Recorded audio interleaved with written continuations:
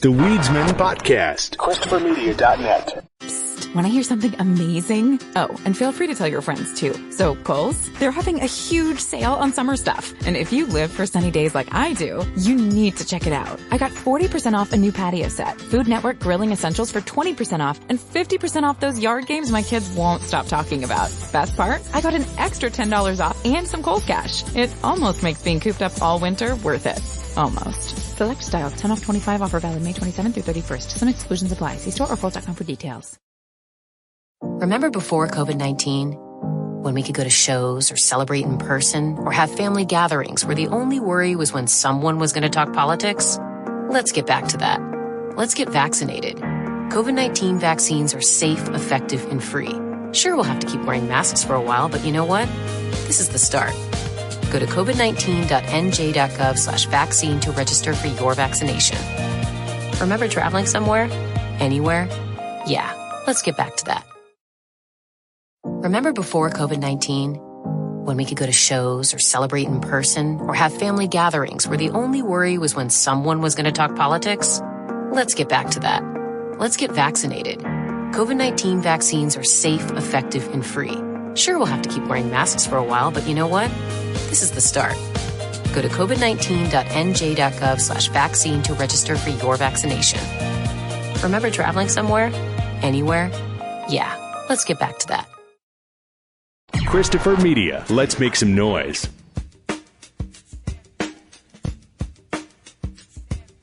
From Asthma Core Studios near Detroit, Michigan. Oh, man. It's the Weedsman Podcast. I have no idea what's going on. And now, you have smoked yourself retarded. Here are the Weedsmen. You want to get high? I'm Chris. I'm Aaron. And it's kind of summer. Sorta, I guess. It's summer. Well, this is the opening summer weekend, right? This is going to come out at the start of Memorial Day weekend. That dog's pumped, I'm telling you. It's a good weekend. It's where you open your pool, you eat your barbecue, you drink. Oh. Yeah. You get Monday off. I don't really do any of those. Yeah, I have the day off. I don't have a pool. I don't have a barbecue. I don't drink anymore. Do you go to the beach? Is going to the beach still a thing? Well, I don't even know if the beaches are going to be open, which is one of the dumbest things about. I mean, honestly, this whole pandemic, we should have been telling people, go the fuck outside. Go out to the beach. Go out and do shit outside. Yeah. But anyway, yeah. Hopefully they've opened up enough outdoor places by now. This will be your last chance to. Did you watch the Charlie Bit My Finger video one last time before it disappears? I haven't even watched it the first time. I didn't watch it 10 years ago or whenever it came out. Is this NFTs jumping the shark? This is clear evidence that NFTs are nothing. Right. Maybe it has the potential to be something, but people just don't understand enough of what it is. They are just reacting to a keyword. You know, somebody equated NFTs to Bitcoin, and they were like, I want a piece of that. And so Charlie Bit My Finger sold for like over $1 million. I mean, how are you going to license that? Like, because it's really, we talked about it, it's digital rights. It essentially is what it is. What are you going to do with that person who bought it? Well, who do you imagine wants that? Somebody way younger than us. So I'm sure Charlie Bit My Finger has made somebody some money because it's been watched enough times. But that's because people wanted to see the video, right? Now, if you own the exclusive rights to that, that doesn't mean that this video isn't going to be all over the internet in many different forms. You know, it doesn't mean that you can, sure, you can prove ownership of it, but to what end? Yeah, I mean, what is George Lucas going to come to you and be like, I'd like to digitally insert Charlie Bit My Finger into Star Wars? Yeah, I mean, the time to own this thing is long past. If you were going to do, but maybe it's some eccentric internet millionaire. Somebody who bought it just to have it. I would hope it's somebody who like has more money than they know what to do with. Oh, it didn't sell for. It sold for $760,000. Yeah, but still. So it'll be removed from YouTube now, which again, somebody else will put it back up. Couldn't this person put it back up and then just start? Because that's what I would do. I would just put it back up and then just start making all the money from people watching it. Not only is the anonymous buyer now the sole owner of a piece of internet history, they will also get the chance to create more content surrounding it. The auction page states that the NFT buyer will, quote, have the opportunity to create their own parody of the video featuring the original stars, Harry and Charlie. Aren't they like teenagers now? Right. Be like Charlie bit my dick, turn into that. Charlie punched my dick. It's not like it's not a joke or a piece of material that you could copyright. Like anybody could do that. We could stage our own Charlie bit my finger video and put it up. Like, I think this is NFTs jumping the shark, in my opinion. When I heard this, it's like, and it's I kind of the feeling that you just said. This proves that these are nothing. How do you jump the shark when you're 3 months old? Well, because it's like you said, this proves that these are nothing. The term jumping the shark implies that they're out of ideas. Right? This is the opposite of out of ideas. This is proof that they never had any ideas of what they wanted to do with NFTs. Yeah. They have zero good ideas about how to use the blockchain technology to prove ownership over... Here's the thing. We already have copyright and trademark law that is active pretty much around the world. So we have protection for people's IP, and we have courts that rigorously enforce that.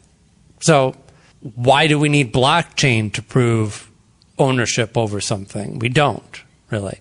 And the fact that all of this, none of what they're talking about with NFTs has anything to do with our current copyright or trademark law means that ultimately, none of what you're claiming an NFT can do or will do for you is at all enforceable. If I was somebody trying to figure out if these were a good investment idea, this just proved to me they are not. So if you bought the rights to not only put this video out, but make a new version of it, possibly even with the original kids, and do a recreation of it, and maybe that'll get a lot of hits that you can generate some income off of. But there's absolutely nothing stopping anyone from doing that anyway. Not on the internet. Not on the internet, and not in the laws that you would use normally to enforce this. You just call it parody. Yeah. Right. Saturday Night Live does it every week. If somebody starts a podcast and they call it the Weedsman, right? We have a clear case, right? We've been doing this show for however many years now, and we have a clear history of we've been using this as our name. You can't just call your podcast the same thing. If we took them to court, we would likely win, even though we haven't. I don't know if we've done any actual trademark of anything, but you don't even have to do that. The copyright law it has the ability to look at this shit and go, yeah, you clearly have precedence here. So if we wanted to make our show or the concept of our show or an episode of our show or the name of the show into an NFT or whatever, or a logo of our show, how does that offer us any extra protection over what we already might have? Apparently, it doesn't. It absolutely doesn't. Right. So, I guess that good for that person. You own Charlie Bit My Finger now. Good for you. Another one, Disaster Girl. That's the girl looking slyly at the camera as a house burns. Oh, yeah. That was sold as an NFT for almost $500,000. So, what does that mean? That picture is still all over Twitter. Oh, I bet you I can right now. I bet you it's a blank stencil on a site that I use. Bet you can find it right now. Right. So what do you imagine that means for the owner? Like, do you think that every time somebody tweets that or puts it on a Facebook post or sends it to somebody else, that the owner of that NFT is like getting a fraction of a penny? No, there's no way to track any of this. There's no system for that. Like, at best, that means that if a newspaper wanted to publish that picture for some reason, then they would have to pay the owner of it. Yeah. But that would be the same for any other photo that has an owner, regardless of whether they bought it as an NFT or just have the rights to it because it's their image, or they took the picture, or they bought the license to it. It would be one thing if NFTs were actually servicing a need. If there was, well, I shouldn't say if there were. If this was specifically looking to plug a hole in our current copyright law, then I might see a function in it. But it's not. It's like it's setting up its own system, right? Just like Bitcoin's like, oh, no, we're not money at all. Yeah. Oh, okay. Yeah, you are. You're not money. I can take my dollars and I can trade it in for Bitcoin, and then I can take my Bitcoin and I can trade it for dollars. But you're not money. No. You're not at all like money. Yeah, I mean, I don't want to shit on NFTs. I mean, I'm sure we're in their infancy. We're just figuring out what they are, but this didn't help. This is not helping the cause. No, I'm with you. I don't necessarily want to shit on NFTs. I want to shit on people that are taking this rather simple concept and going hog wild with it. If anything, this helps tell us what an NFT is not. Right. It shouldn't be. This might help to shape that. Yeah. And it's a real hot button issue with artists out there. Graphic artists, or not like visual artists, I should say. And it's really divided. Like, some people are really into it and really see this as a way to control real problems that they've had with trying to control their art. As a budding artist, as somebody who's trying to get some traction and get some attention, the platforms like Twitter and Facebook are both a blessing and a curse. You have a free platform that you can post your work in progress and people can comment on it and share it and get your name and your work out there. It vastly increases your reach. But that also means that everyone's going to be sharing that. If they like that picture, most people don't pay attention to where it came from or who drew it or whatever. Hey, that's a cool picture of a fairy. They share it with somebody else, and that person posts it as their banner. Then somebody else puts a fucking watermark on it because they don't know where it came from. They're like, all right, it's mine now. So if this actually helps those artists starting out to control more of their work while still being able to distribute it in an open way that extends the reach of their work, I'm all for that. I can see having a practical use that way, yeah. Yeah. I think ultimately that's what they're going to stop calling it NFTs because it would already have a stink to its name. And they're just going to talk about blockchain technology as it relates to ownership of art and controlling your art and your image and all that. Podcasters don't have that. Like, we have the advantage of being able, like, we have a greater reach with the internet and social media platforms that, that's that extra element. That it's one thing to have a platform to put out a podcast on, but if you don't have a platform to tell people about your podcast, then you're just farting in the wind. Yeah. But it's not like we put out a podcast and then somebody else takes our podcast and releases it as their own. Could you even do an NFT with the podcast? No, because it's got to be... Well, you could. It's anything that any piece of digital media can be assigned or be integrated with blockchain, I guess. Well, then shouldn't bands be like super juiced about this? I mean, it could definitely help stop pirating of music. I would say stop. It would just help curb it. No, it wouldn't do anything like that. Because we already have laws that control the distribution and copyright of music. And we've had technology for a long time. We've had DRM. And pretty much DRM, digital rights management, works for, like Spotify and Apple Music, where they're controlling all the access to the music anyway. You're just downloading it to your phone or your playback device, and it's not really meant to be owned in any way. But for people who like to buy digital media and own that digital media, if they're buying MP3s or WAV files, directly from the artist's website or from Bandcamp or SoundCloud or something like that.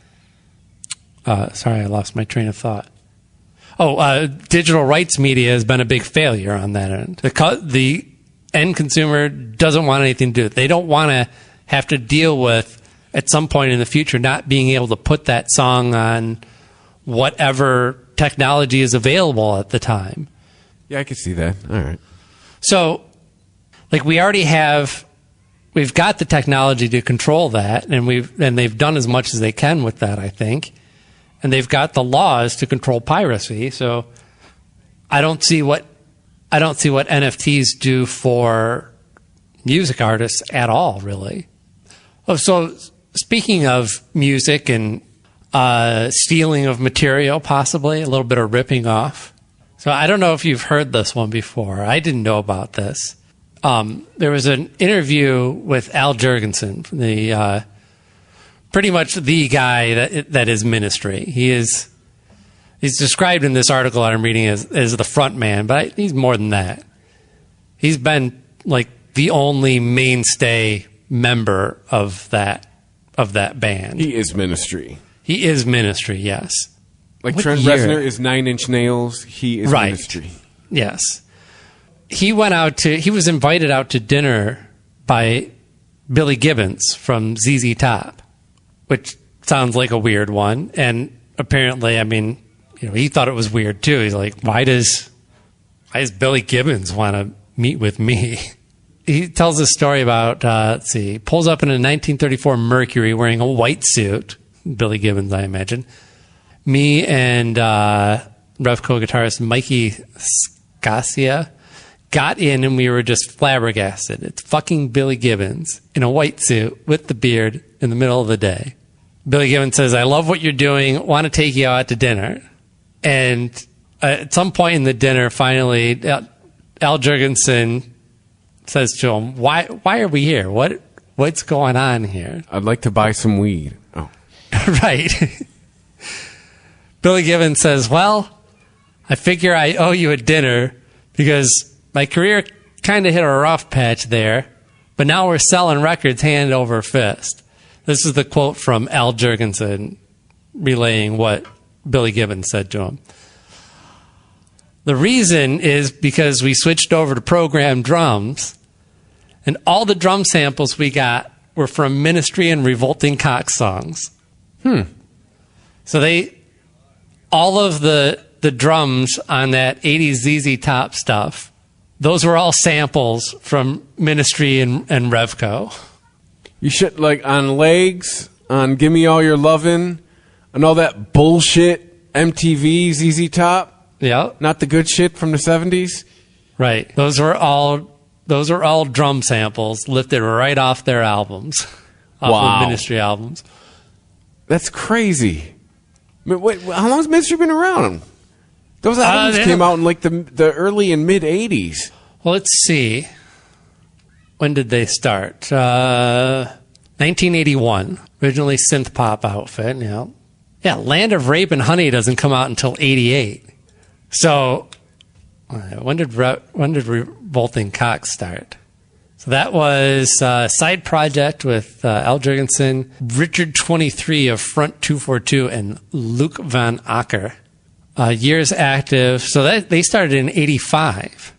Well, because this is not lining up, is it? No, because I'm looking at the the Wikipedia for Eliminator. Eliminator was recorded in 1982 and came out in March of 1983. Yeah. And this is essentially, Eliminator is ZZ Top's greatest hits in the fucking 80s. It's Gimme All Your Lovin', Got Me Under Pressure, Sharp Dressed Man, Legs. I mean, that... And anything prior to that would have been just standard recorded drums. Yeah. Right? I'm not seeing anything that would have, like... I mean, Al's done a lot of drugs, right? Yeah, but that's quite a story to imagine. Like... How does this make any sense, though?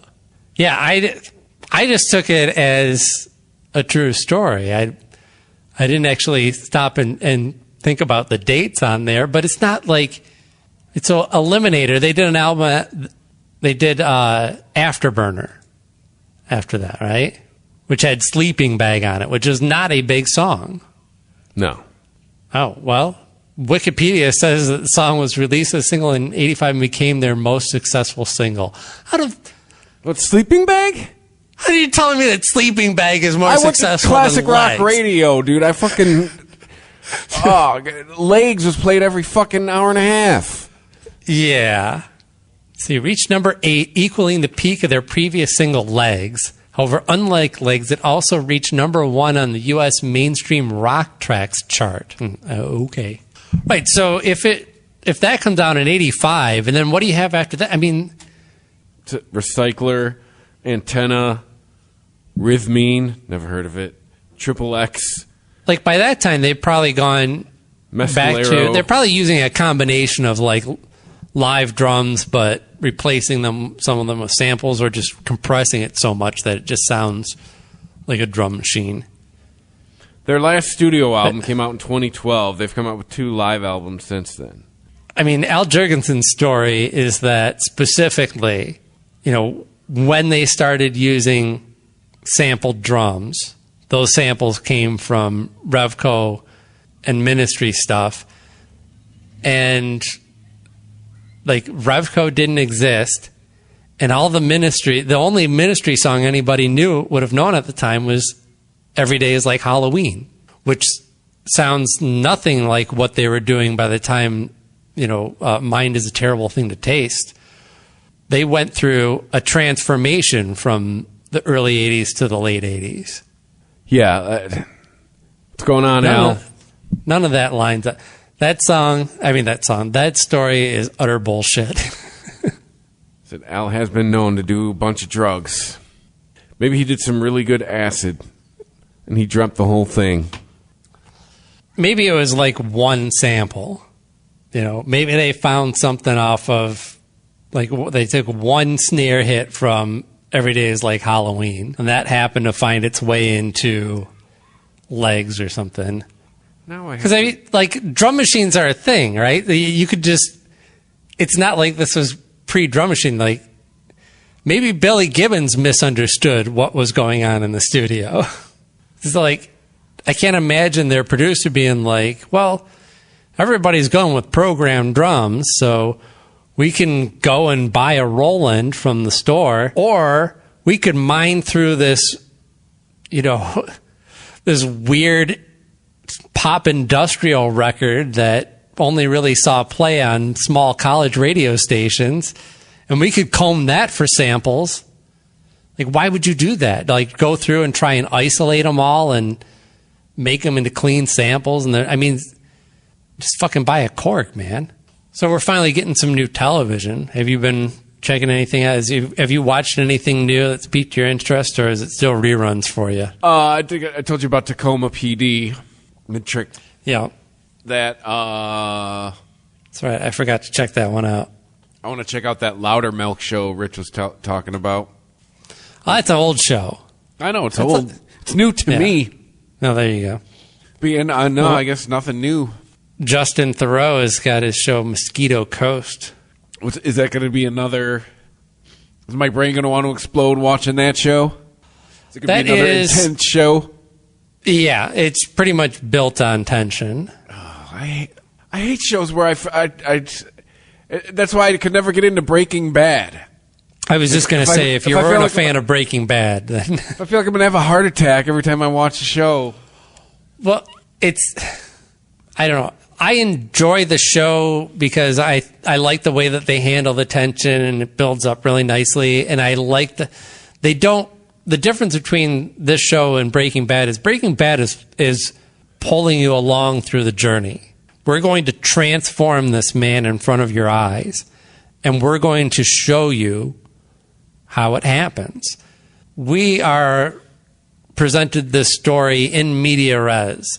Like, everything's already happening. The family's on the run, and you're not going to get any answers as to why right away. Now, I've watched, I think, 4 episodes now. Still don't know why. Like, he's admitted to someone that he worked for the NSA at one time. But we don't even know if that's, like, the truth. So, yeah, it's a very tense show that I'm sure a lot of people find frustrating, not only because of its tension, but also for its complete lack of information. It's moving at a slow pace? Well, yes and no. Like, it's a fast, slow show. Like, the developments, the actual plot is very slow, while the tension runs at a much faster pace. You know, there's every episode there's a new threat and maybe one bit of information that actually moves the plot forward. Oh, thank you. So it's a show that pretty much survives on its performances, of which there are really good ones. I mean, I'm a big fan of Justin Theroux. It's got Jason Bateman's kid in it. I'm trying to remember what his first name is, but it looks just like him. Gabriel Michael Bateman. Well, I don't know. If it wasn't for Justin Theroux, I probably would have given up on the show, honestly. I just find him charming as fuck. I think he's an enthralling actor. And this apparently is personal for him because his brother wrote this story. The show is based on a book that I guess was at one point made into a movie, I think in the 90s, that starred Harrison Ford. I don't remember there being a movie called The Mosquito Coast. I thought I was aware of every Harrison Ford movie, but that one apparently escaped my attention. Like, is it in Florida? Why is it called Mosquito Florida? Coast? I don't know. I really don't. Is it down south? Nope. They go to Mexico, but they haven't spent any time on any coast so far. It's false advertising.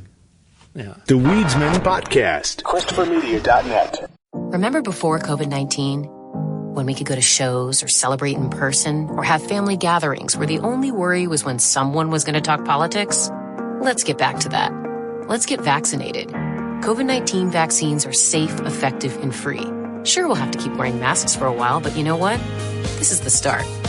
Go to covid19.nj.gov/vaccine to register for your vaccination. Remember traveling somewhere? Anywhere? Yeah, let's get back to that. At Jewelers Mutual, we're a little obsessed with jewelry. Obsessed like auctioneers with talking fast. 50, we're going to pop stars with auto-tune. And dentists with asking questions. How did he propose? After they've put their hands in your mouth. Great. Yes, we've made jewelry our obsession for over 100 years. We love it so much we named our kids Ruby, Amber, and Opal. Venti soy latte for Opal? At Jewelers Mutual, we insure jewelry and only jewelry, which is why people who are also obsessed with jewelry trust us with theirs. Get insurance now. Call us to Hold find... up, no jingles at NGM Insurance. Why not? That's not our thing. All insurance companies need a jingle. Our insurance speaks for itself, so we don't need gimmicks. No jingles or mascots, just great insurance. Visit njm.com for a quote. We've all got one somewhere, scribbled on the back of an envelope. Eggs, milk, flour. Shouted from the kitchen. Paper towels. But your grocery list is also an invitation, a plan, a promise. Each one is a snapshot of what and who we care about. So next time you're at a Stop and Shop, take a second look at what you've written, and you'll see that it's so much more than just a list. Stop and Shop. Feed the moment. Menthol is not just a flavor. It's a manipulative way for big tobacco to target, attract, and addict Black Americans.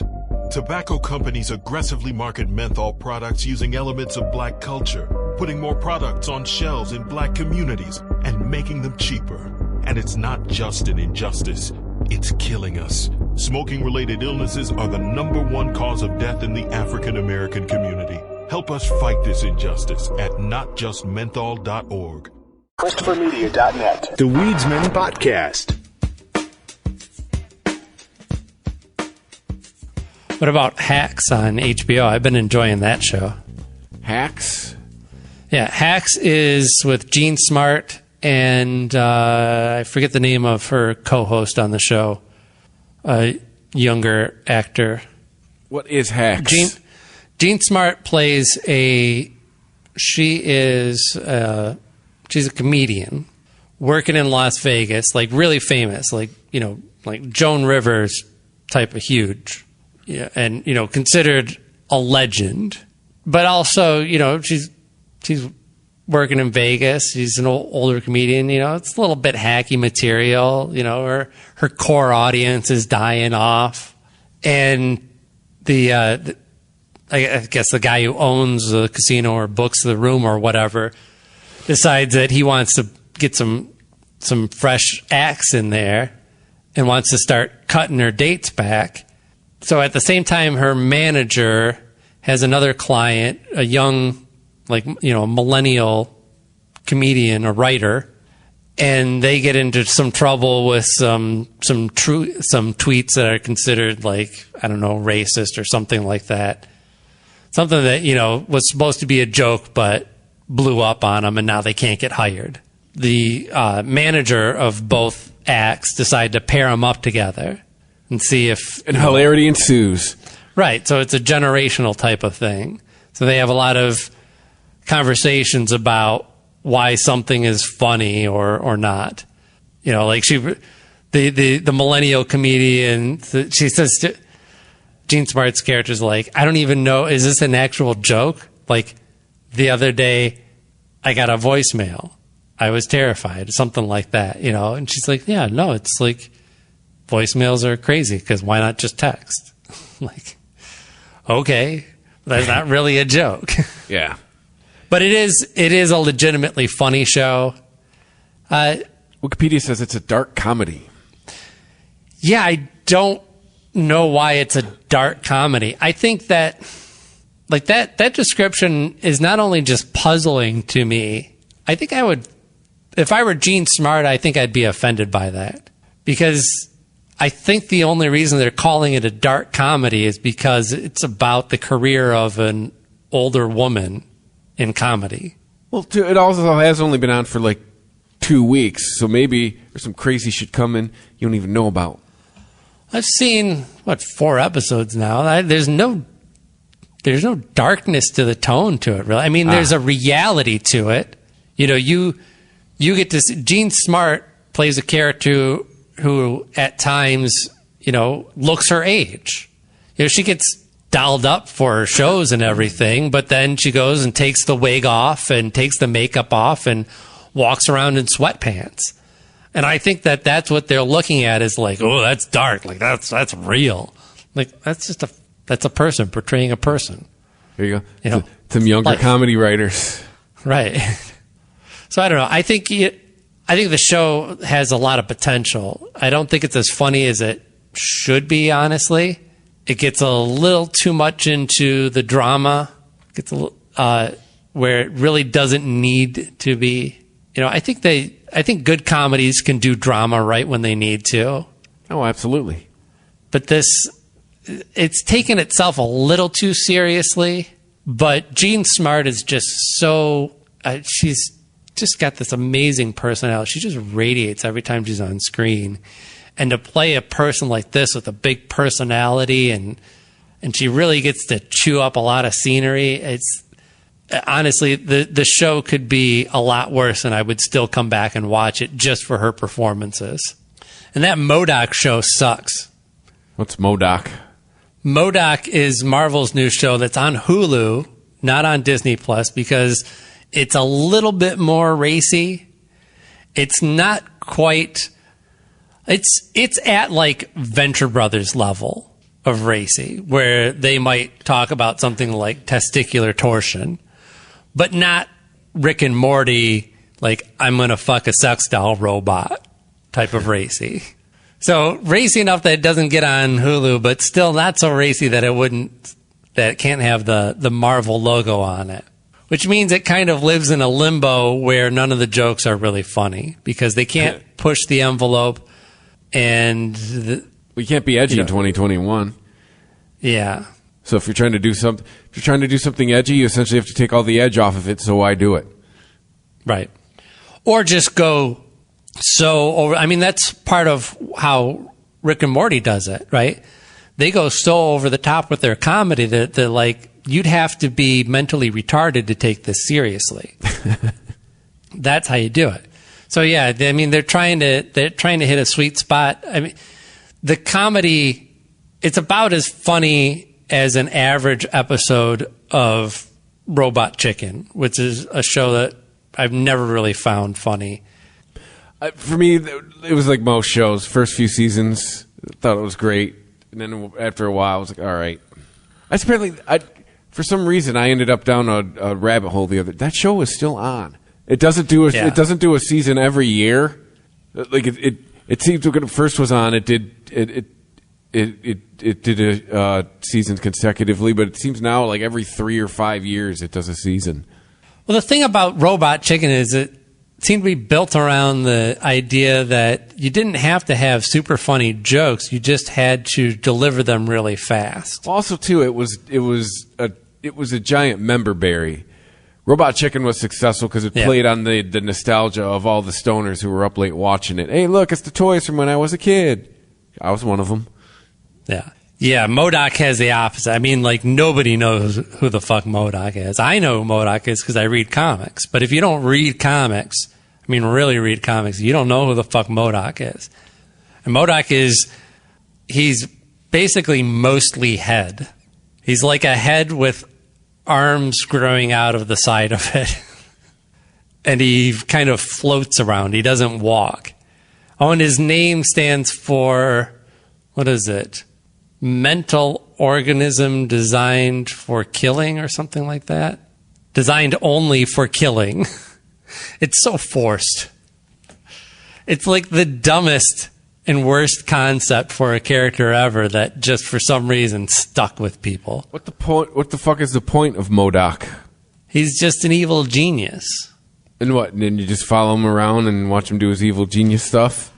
I guess I'm not really sure what the point of the show is. I mean, full spoilers on this first episode, which is the only one that I watched.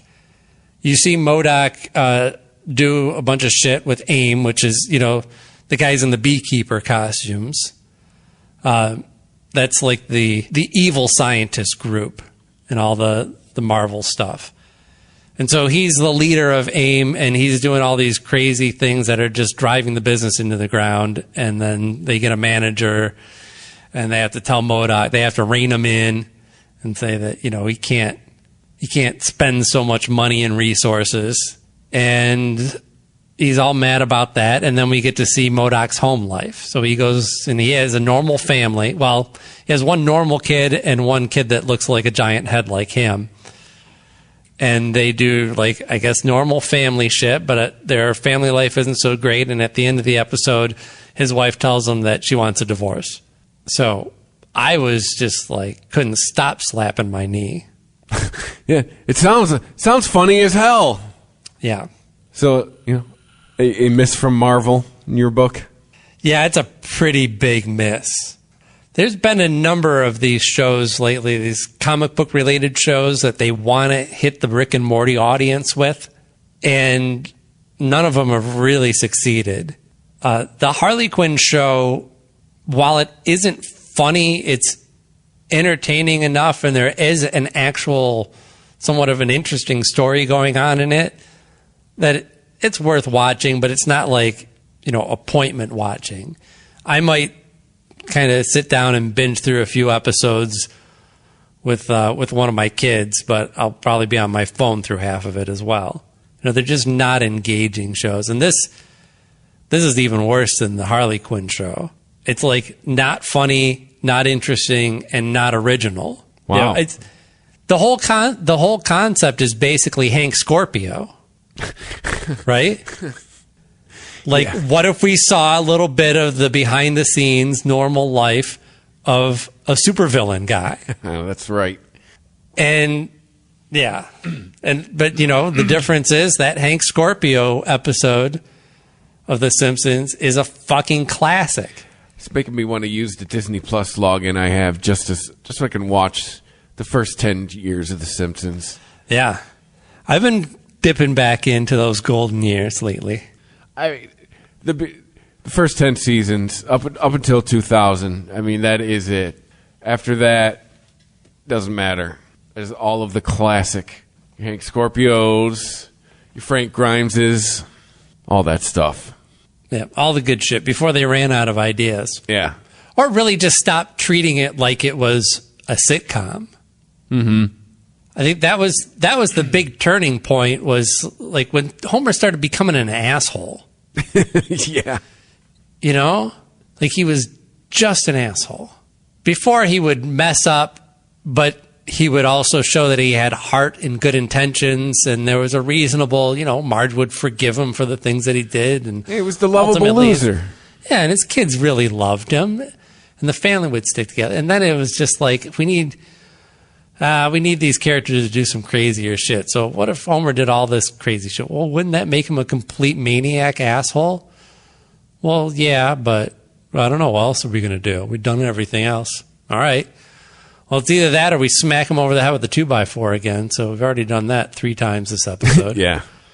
Oh, 90 days, but I'm mad now. Oh, the waiting montage after that, too, is so great. Because, like, some of those I don't even think... It took me a couple viewings to understand all the references. It's the ducks going by. Yeah.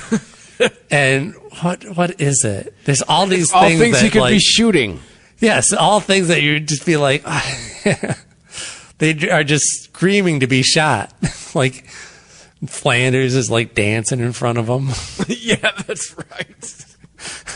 So we should talk about some cannabis before we got out of here. I was putting it off because it's not a big news week, but probably one of the biggest news stories right now is that the candy manufacturers are finally starting to get pissed and take action. Big Candy's mad. And, you know, we've seen this shit pretty much since day one of medical marijuana in Michigan, that you could get products that looked like candy that you could buy off the shelves. You know, if you were into Sour Patch Kids and wanted to get a THC gummy, you could probably find something that not only looks and tastes like a Sour Patch Kid, but has packaging that is telling you, hey, this is basically a THC version of a Sour Patch Kid. You know, it's just continued to escalate. It's not even just candy anymore. Bags of chips that are infused with THC and look just like a Lay's potato chip bag, only, you know, they do something clever with the logo. They do not need to be putting weed in chips. I do not need to hear that. I understand that. I don't know how do you control that? You don't. You just eat the bag of chips just because that's what I would do. Right. Said I'm not a candy guy, but yeah, I'm a chip guy. I do not need that in my life. I need to know that's a thing. You know, the owners of like the Mars company, Wrigley, you know, they're looking at these products, these things that are resembling and straight up ripping off logos of Skittles and Starburst and Lifesavers, and there's some C&Ds coming, is what you're saying. Absolutely. And you know, I'm all for it because I think it's reasonable that, you know, these candy companies have the right to protect their image and their IP. And there's just no reason. There's zero reason other than, oh, look how clever I am, to design that label to look just like another product that I could buy at a 7-Eleven. You know, I don't need... I can figure that. We're adults. You know, if we don't recognize it, we could read the label or ask the guy at the counter, what is this, like a gummy bear? Yeah, it's exactly like a gummy bear. Okay, I'll take them. We can know what things are. Yeah. But this is We're adults. We can figure it out. Edible companies. A lot of this is like it's like skateboard culture, right? Where they would take a logo and fuck with it. Yeah. And then you could buy, I don't know. I can't think of any of them off the top of my head. But yeah, it would take like the Burger King logo and turn it into something that like relates to skating or boobs or something. I don't know. Yeah, they take a corporate logo, turn it into something else. Yeah, it's to be transgressive. Yeah, being counterculture, man. Right, but with the candy stuff, I mean, there are actual, there's possibility of negative side effects from that. Like, meaning not from taking the drugs, I mean, but from taking those products home and having somebody else in your household possibly consume them, not understanding or not reading the label close enough and understanding that it's a drug and not just a piece of candy. So I don't think that we know that the kids getting admitted to emergency rooms and having to be treated for, ingesting THC, that's just continued to escalate along with cannabis opening up across the country. And, it's not like it's a huge problem.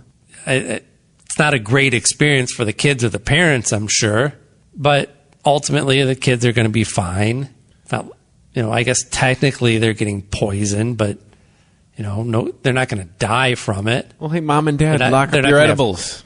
They're not going to have permanent injuries, but yeah, still, it's something that we don't want to see, right? If we as responsible adults want to continue to have free and legal access to cannabis, then let's be responsible with it. So I'm not big into edibles anyway, but when I do buy edibles, I don't buy the ones that, are trying to look like a Mars bar or a Now and Later or something like that. Because there's no reason and no place for those products in the marketplace.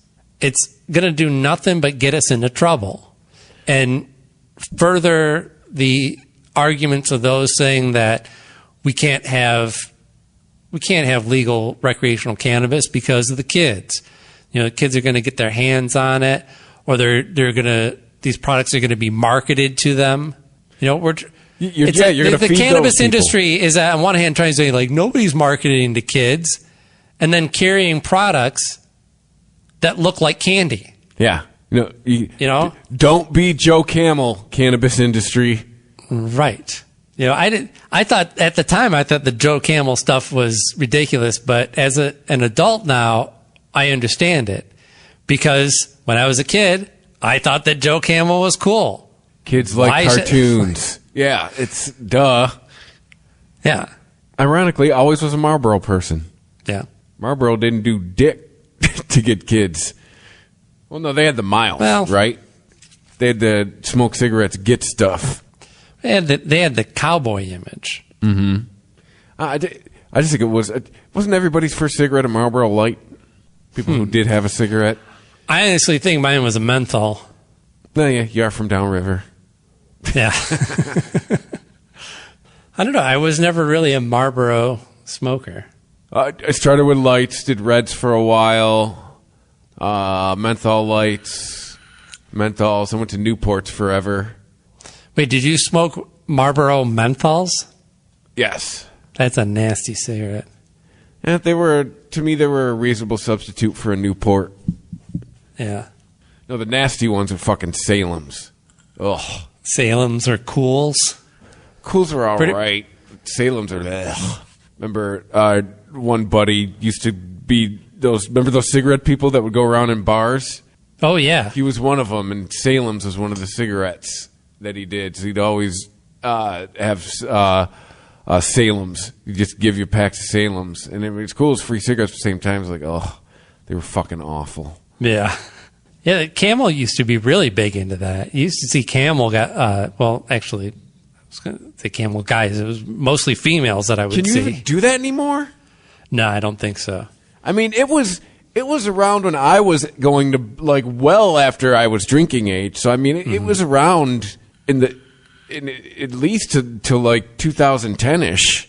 I did see that Connecticut is saying that they're going to try to do the state legislature thing for recreational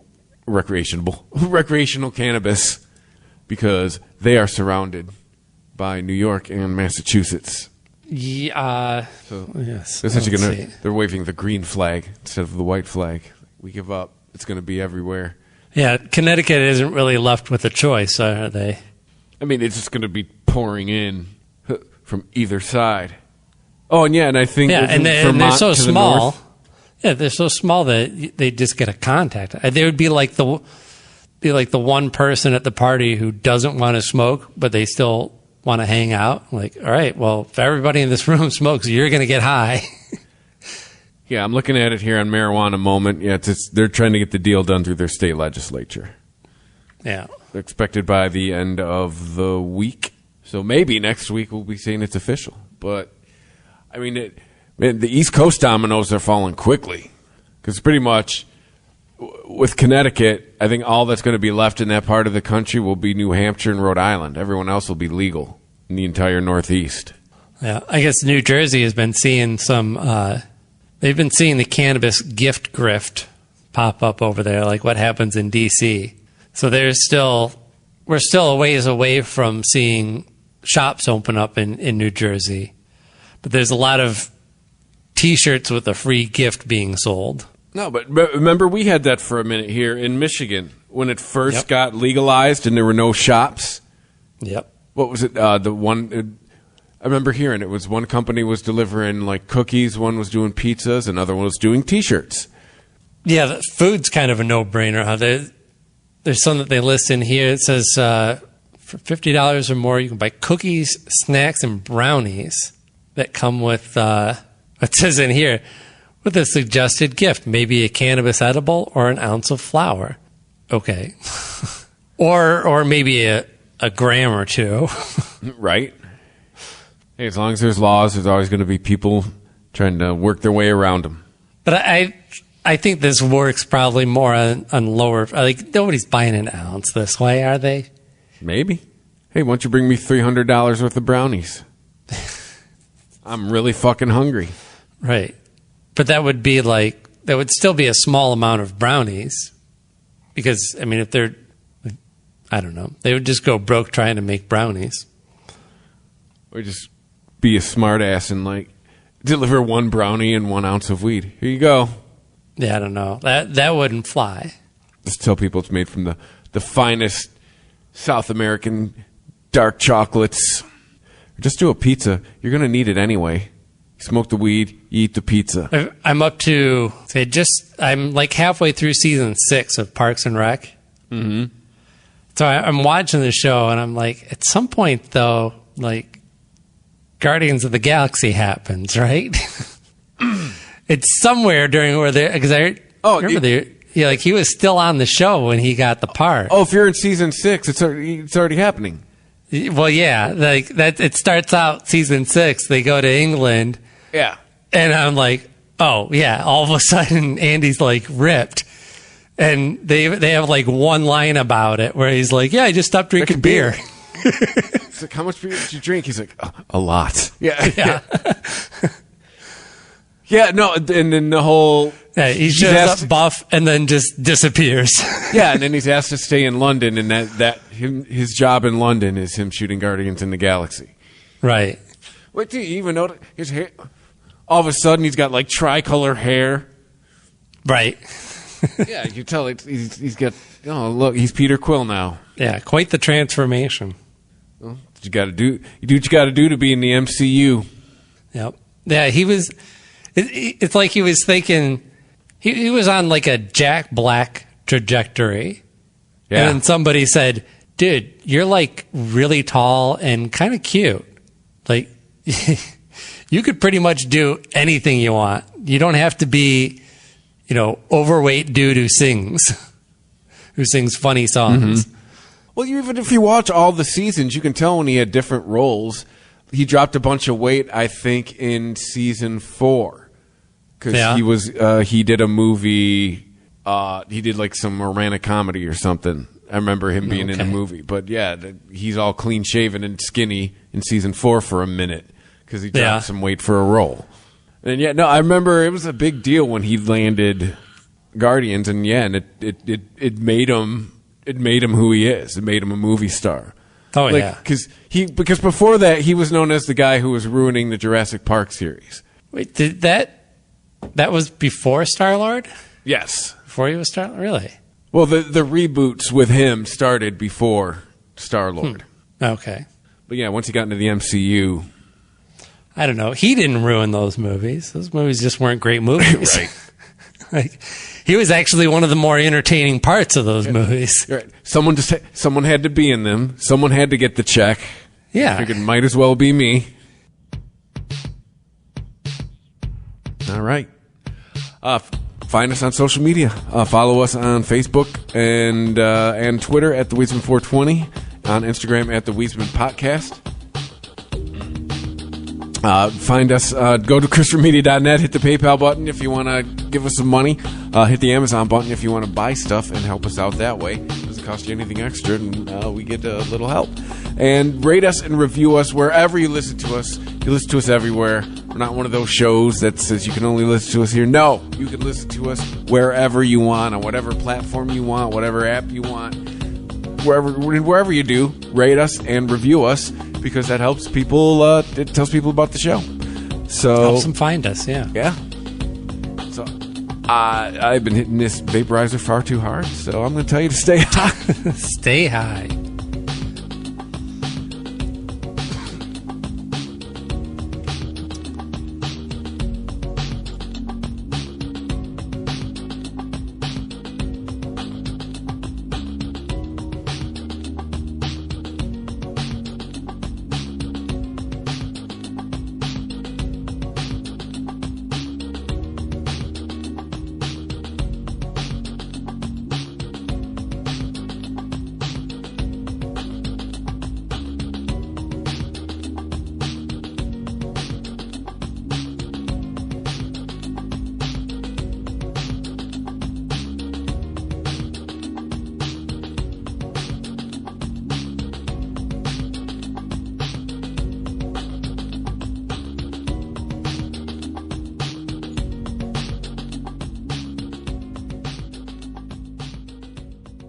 Menthol is not just a flavor. It's a manipulative way for big tobacco to target, attract, and addict Black Americans.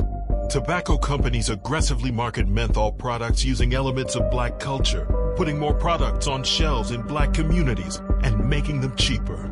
And it's not just an injustice. It's killing us. Smoking-related illnesses are the #1 cause of death in the African American community. Help us fight this injustice at notjustmenthol.org.